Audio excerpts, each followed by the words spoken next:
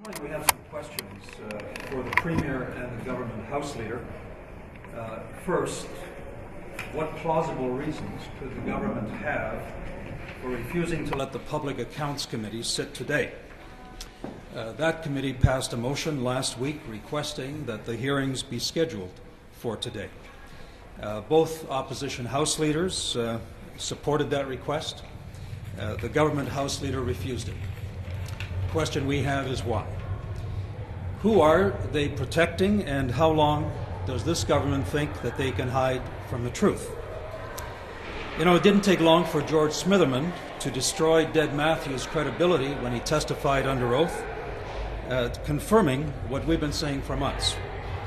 Namely, that she not only had the authority to intervene under the terms of the performance agreement, but that she failed in her oversight responsibilities at Ornge. The Principal Secretary to the Premier did his best to shield the Premier and the Minister in his testimony.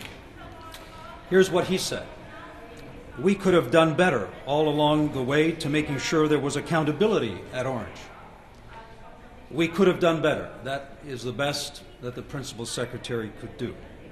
What a cavalier response to a scathing Auditor General's report, an ongoing criminal investigation, and mounting evidence that not only did the Minister fail in her oversight responsibilities, but every department of her ministry that had inspection and oversight responsibilities failed as well.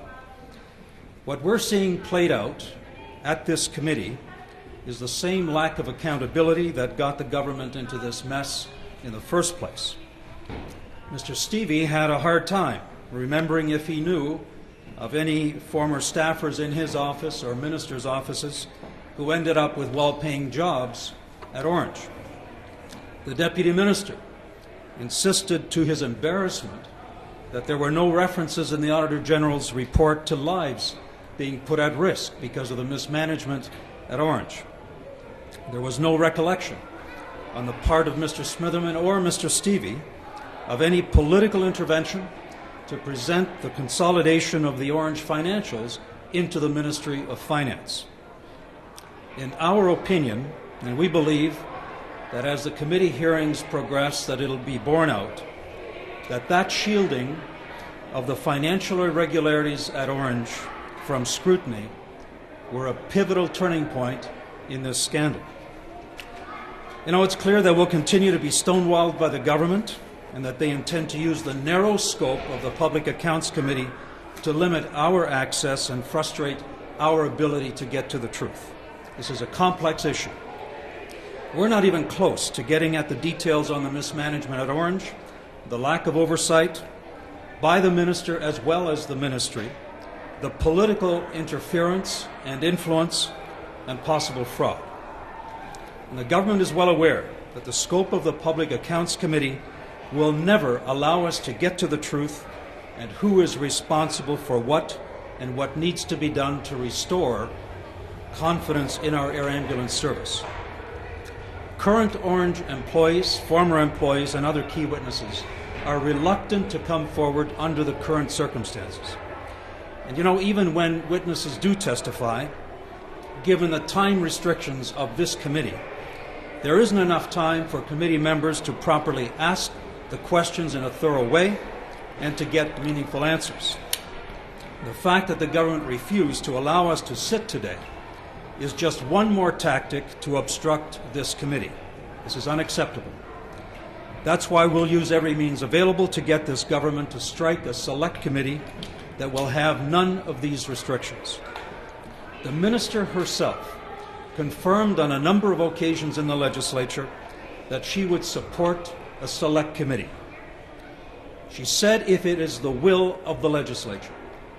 Well, the Legislature expressed its will in a very clear vote, and we're now waiting on the Minister and the Premier to respect the will of the Legislature and strike that committee so that we can get on with the business of finding out the truth about this scandal.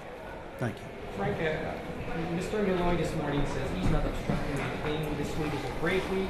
The request for the PhD last week to set this week came in late, and it's not a done deal anyway. He needs to analyze to see if it's on the request it has value before it's being granted. So he's saying he's not obstructing, he's just following No. procedures. Sure, we can all see through that. I know you see through that as well. It is a break week. We're here. I'd like to know where the members of that committee are. The committee room is empty.